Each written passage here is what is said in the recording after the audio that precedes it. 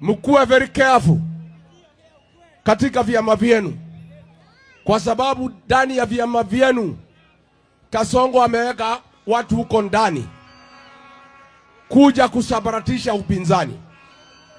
Na mimi nimejaribu kuambia nyinyi ya muziki.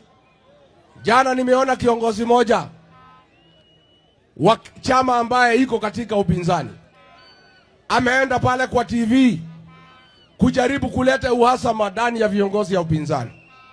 Ati anasema Rigiji akisimama ati Kalonzo ataenda wapi? Ati Rigiji akisimama Matiang'i yako wapi?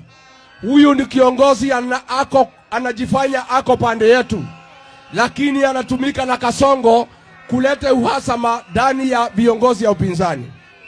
Mimi ningetaka nitangaze leo, kama Rigiji atakuwa kwa debe akipeperusha bendera ya upinzani, itakuwa Rigiji ndio anapeperusha hiyo bendera baada ya kukubaliana na Kalonzo Musyoka na Fred Matiang'i na Martha Karua na wale wengine wote.